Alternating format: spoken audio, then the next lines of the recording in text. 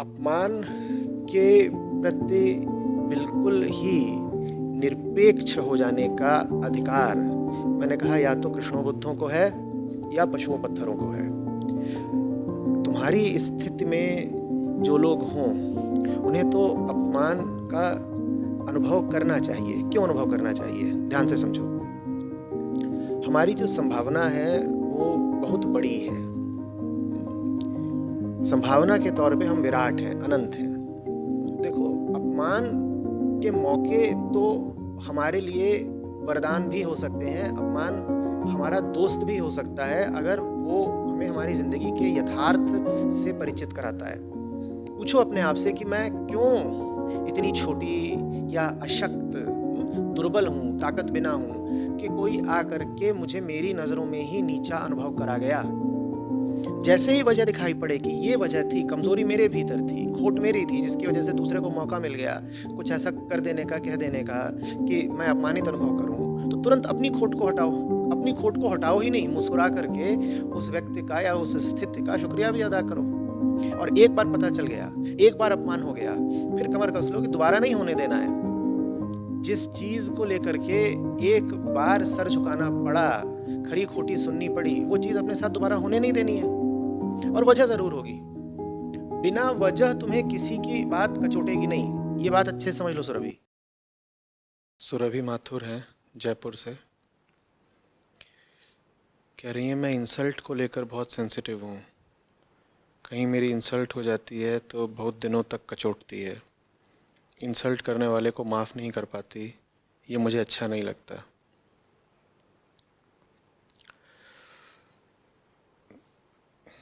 सुरभि, शायद तुम्हारी उम्मीद ये होगी कि मैं कहूँगा कि इंसल्ट, मान अपमान, ये सब क्या याद रखना, छोटी बातें हैं, इनसे आगे बढ़ो। और जो होशियार, वाइज, आध्यात्मिक, स्पिरिचुअल मन होता है वो मान अपमान वगैरह का ज़्यादा ख्याल करता ही नहीं। नहीं, मैं तुमसे ऐसा कुछ भी नहीं कहूँगा। जब तक तुम ऐसे नहीं हो गए कि तुम्हारे लिए मान या अपमान बिल्कुल ही ओछी, इर्रेलेवेंट, अप्रासंगिक बातें हो जाएं, तब तक अपमान निस्संदेह कचोटना चाहिए। कौन है जिन्हें अपमान न लगे तो भी कोई बात नहीं। या तो हो कोई बिल्कुल मुक्त, कृष्ण जैसा, बुद्ध जैसा, वो अपमान के पार हैं। हालांकि जो सहज प्रतिक्रिया होती है वो भी देते हैं। या फिर कौन होते हैं ऐसे जिन्हें अपमान नहीं लगता? पत्थर और पशु। एक पत्थर को तुम कितनी भी लातें मारते रहो, उसको कुछ बुरा नहीं लगना, उसके आत्मसम्मान पर आँच नहीं आ जानी है। इसी तरीके से जानवरों को भी तुम लात मार दो, पत्थर मार दो, वो शरीर की रक्षा के लिए तुमसे थोड़ी देर के लिए दूर हो जाते हैं। उनको बुरा लगता भी है तो इसलिए कि उनके शरीर पर चोट आ गई, पर उनके भीतर ऐसी गौरव की कोई भावना नहीं होती, उनके भीतर कोई ऐसी चेतना ही नहीं होती अपने प्रति कि उस पर चोट आए। चोट आती भी है तो उनके शरीर पर आती है, चेतना पर नहीं आती।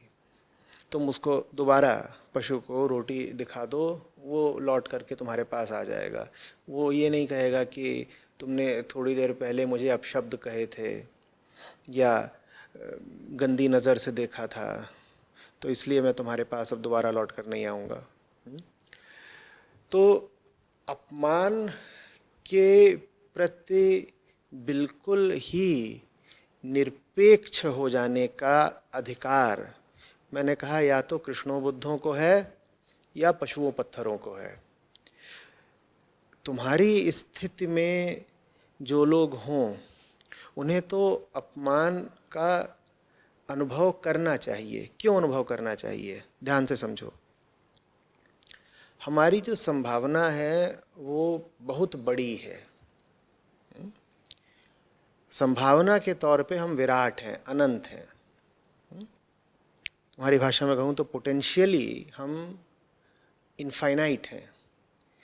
तो जिसकी संभावना इतनी हो, अगर वो छोटा जीवन बिता रहा हो, तो ये बात उसे कचोटनी तो चाहिए ही ना। ये बात अपने आप में अपमान है। कोई आकर के तुमको कड़वे बोल, गंदे बोल न भी बोले तो भी जिंदगी ही तुम्हारा अपमान, तुम्हारी इंसल्ट कर रही है ना। अगर तुम अपनी जिंदगी को उस स्तर पर नहीं जी रही जिस स्तर पर जीने की तुम अधिकारी हो, जिस स्तर पर जीने की तुम्हारी ऊंची से ऊंची संभावना है, ये बात अपने आप में ही अपमान की है। कोई चाहे तुमसे आकर के ये कहे चाहे ना कहे। तो देखो, अपमान के मौके तो हमारे लिए वरदान भी हो सकते हैं। अपमान हमारा दोस्त भी हो सकता है अगर वो हमें हमारी ज़िंदगी के यथार्थ से परिचित कराता है। आप एक छोटा जीवन जी रहे हो और कोई ऐसी घटना घटी या किसी ने ऐसा कुछ कह दिया, कर दिया, जिसकी वजह से आपने अपमानित अनुभव करा, तो ये मौका तो खुद को देखकर, बात को समझकर बेहतर बनने का भी हो सकता है ना। जो आपका अपमान कर रहा है वो आपका दोस्त ही हो गया, या वो स्थिति जिसमें आपका अपमान हुआ है वो स्थिति आपके लिए लाभप्रद हो गई। तो अगर किसी स्थिति में आपका अपमान हुआ, बात बुरी लग रही है, तो वजह खोजो ना।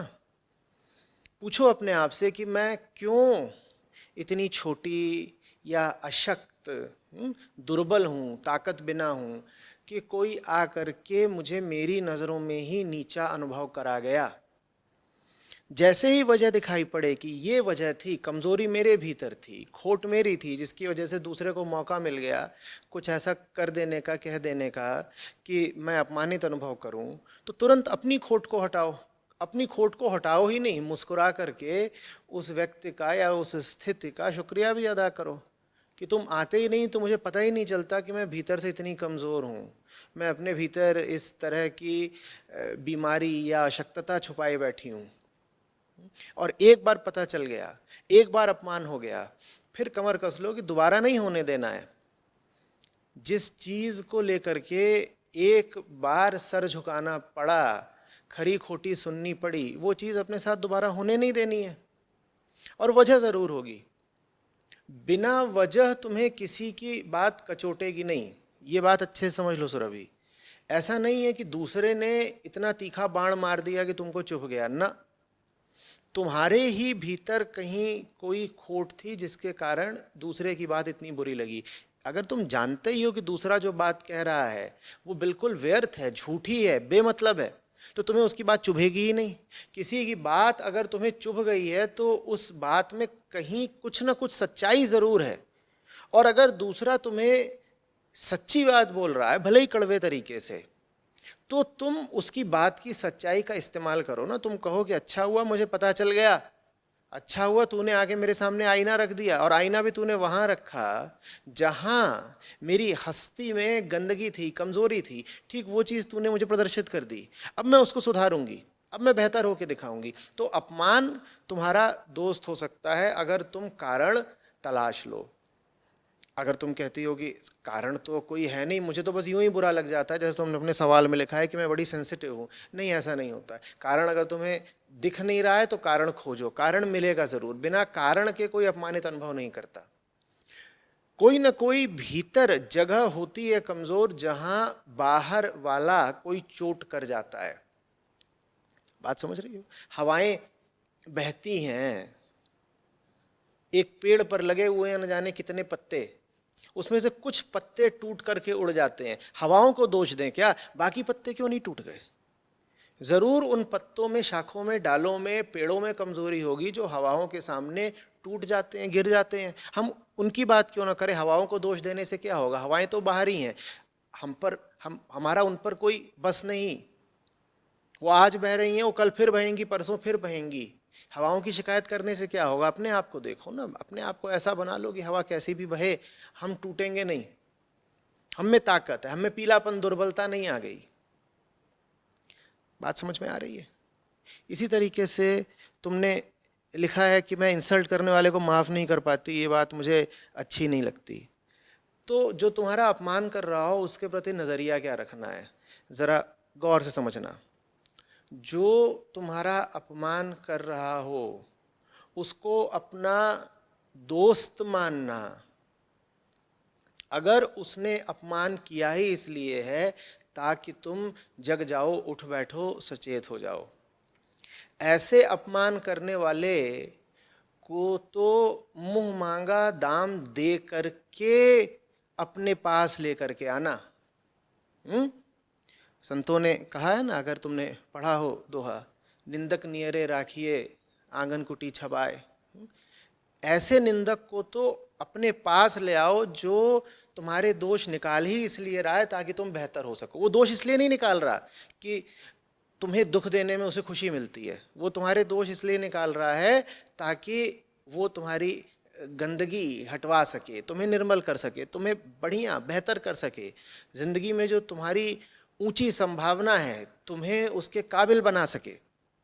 तो ऐसा कोई व्यक्ति अगर तुम्हारी आलोचना करता है या अपमान भी कर देता है तो उसको आदर ही देना, उसको अपना दोस्त ही मानना। दूसरी श्रेणी के अपमान करने वाले वो होते हैं जो तुम्हारा अपमान कर रहे हैं तुम्हें चोट देने के लिए। इनके प्रति क्या नज़रिया होना चाहिए सुरभि? इनको माफ़ कर देना चाहिए, इनके प्रति उदासीन हो जाना चाहिए, इनको ना अच्छा मानना चाहिए ना बुरा मानना चाहिए। कारण बता देता हूँ। इनको बुरा इसलिए नहीं मान सकते क्योंकि इन्होंने जो कुछ भी किया उससे हो तो तुम्हारा फायदा ही गया। इन्होंने तुम्हारी खोट प्रदर्शित कर दी ना, ये बात तुम्हारे फायदे की हो गई, तो इनको बुरा कैसे मान ले।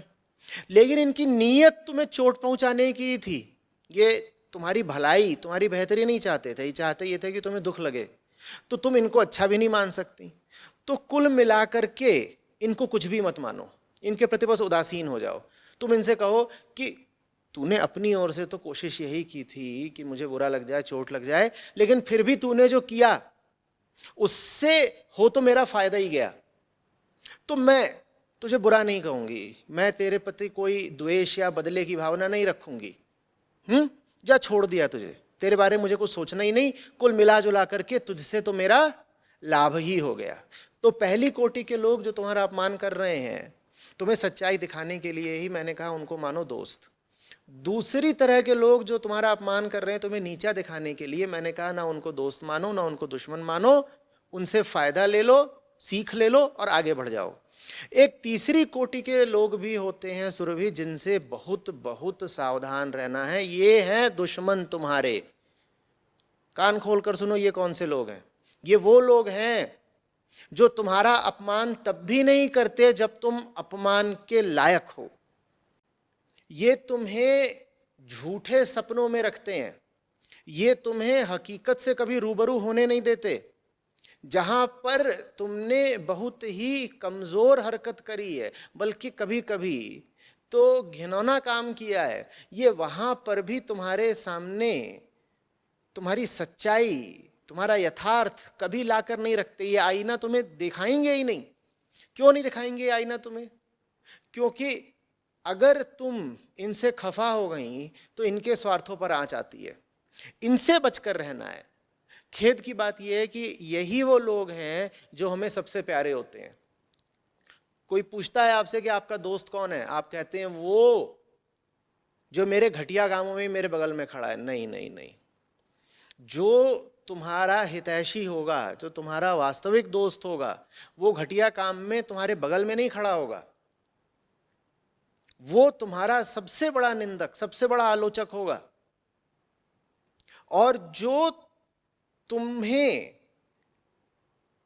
अच्छा बोलता रहे, बढ़िया बोलता रहे, तुम्हें मान सम्मान ही देता रहे, तब भी जब तुम अधिकारी हो कि कोई तुम्हें साफ साफ कड़वी बात बोल दे, तुम्हारे सामने हकीकत उघाड़ कर रख दे, उसको तुम अपना दुश्मन मानना, ये मुश्किल पड़ेगा तुमको। बात समझ में आ रही है? और अगर ऐसों को तुमने अपना दुश्मन मानना शुरू कर दिया, और अगर जो तुम्हारा वास्तविक दोस्त है वैसों की तुमने संगत शुरू कर दी, उनके साथ रहना शुरू कर दिया, तो ये जो तुमने समस्या लिख करके भेजी है, ये समस्या तुरंत दूर हो जाएगी। उसके बाद मान को, सम्मान को, अपमान को देखने का तुम्हारा नजरिया बिल्कुल ही बदल जाएगा।